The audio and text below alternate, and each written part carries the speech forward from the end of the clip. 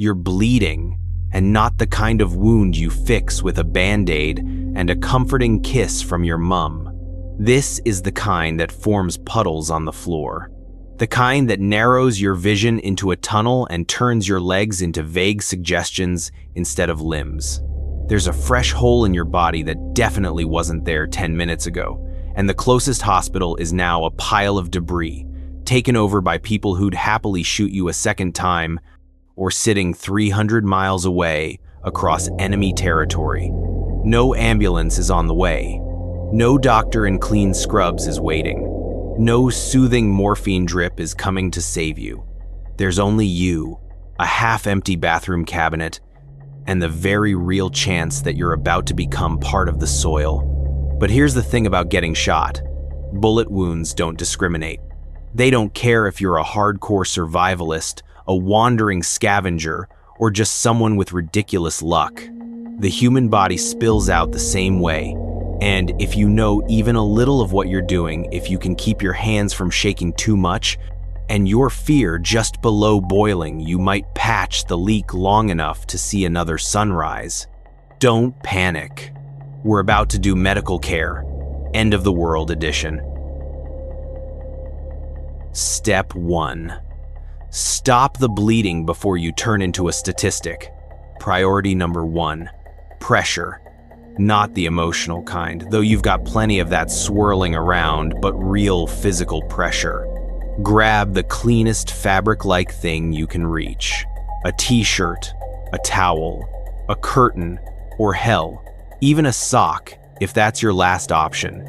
Fold it into a thick pad and press it firmly against the wound, like you're trying to snuff out a tiny wildfire. Because that's more or less the job choking a hemorrhage before you collapse into a sad, deflated meat balloon. Keep your hand there. Don't lift it. Don't peek. Don't check if it's still bleeding. It is. You've got a hole in you. If the cloth soaks through, do not take it off. Stack another layer on top. Ripping it away pulls off the clot your body is desperately trying to build, and suddenly you're back at step 1, only now you're dizzier, and the whole world is tilting like a busted carnival ride. If the injury's on an arm or a leg, raise it above your heart. Gravity doesn't cost a cent, and it works surprisingly well. If the wound's on your torso, well, you can't exactly levitate your liver, so just keep pressing and skip the elevation part. Step 2. The tourniquet. When pressure alone doesn't cut it. When the blood is arterial, bright red, and spraying like a split radiator hose, you need a tourniquet, and you need it fast. Find something at least 2 inches wide, a belt, a ripped strip of denim, a dog leash, not a shoelace, not a wire. Those will slice through flesh like a cheese cutter, and then you're guaranteed to lose the limb. Wrap your makeshift tourniquet around the limb a few inches above the wound between the injury and your heart. Cinch it tight. Then grab something rigid, a stick, a pen, a screwdriver, and twist it like you're cranking an old clock. Tighter, tighter, until the bleeding stops. It's going to hurt like hell. That's how you know it's actually doing its job. Write the time somewhere obvious Sharpie on your skin. Smear of blood on a wall, whatever works. Leave a tourniquet on too long, and the limb dies. You've got maybe 2 hours before tissue starts to give up. After that, your choices narrow down to bleed out or lose the limb. Great options, right? Step 3. Clean the wound or let infection finish what the bullet started. If you're still alive at this point, congrats. Now it's time to keep sepsis from taking a turn at killing you. You need to flush the wound. Translation: rinse out the dirt, fabric fibers, and any other garbage that rode the bullet in. Boil water, if possible. Let it cool until it won't cook you from the inside. No way to boil it? use bottled water. No bottled water? Tap water's still better than nothing, even if it tastes like old pipes and disappointment. Pour it straight into the wound. Not a drizzle, a steady stream. Your goal is to wash stuff out, not perform a dainty little baptism. If you have saline, even better. If you've got hydrogen peroxide, you can use it once to bubble out the grime, but don't keep using it, it destroys tissue.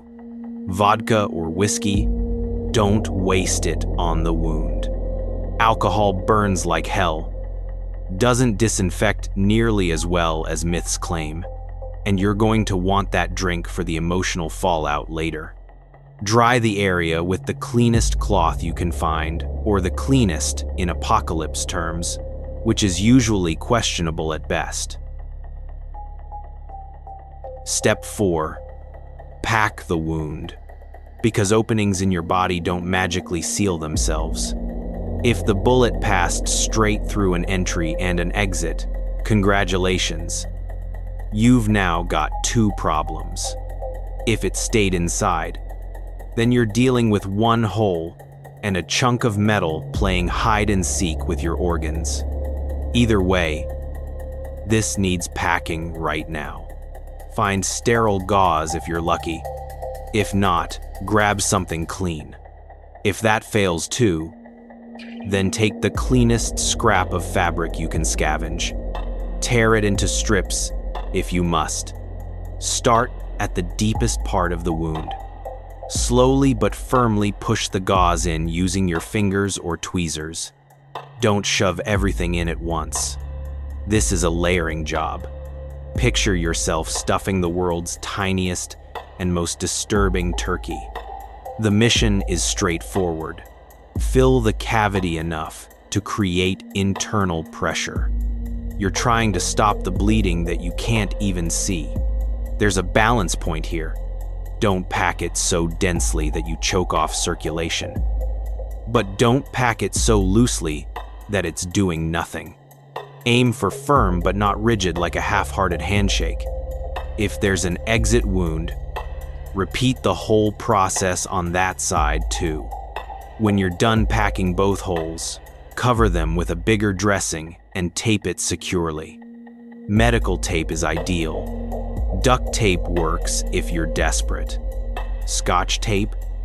That's basically comedy, but if it's all you've got, layer it thick like your life depends on it, because it truly does. Let's keep going. Step 5. Antibiotics. This step often decides whether you live or end up losing to sepsis.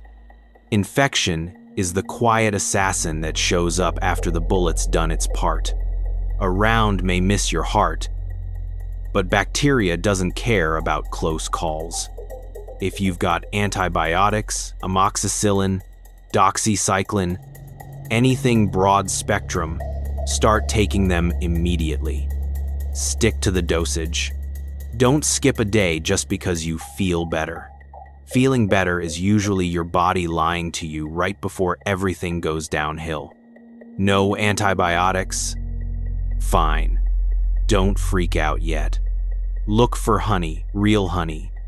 Not that syrupy impersonation in a plastic bear. It has natural antimicrobial properties. Spread it on the wound before bandaging. Sounds medieval, but it's backed by real science and desperation. Garlic is your other fallback. Crush it, mix it with a little oil, and apply it to the gauze. Sure, you'll smell like the world's saddest pizza shop, but it might save your life. Survival is all about compromise. Step 6. Monitor for shock. Your body loves being dramatic, and shock is how it throws a tantrum. It kills more people than the injury itself. Watch for the warning signs. Pale skin, a racing pulse, shallow breaths, confusion, cold sweats. And here's the terrifying part.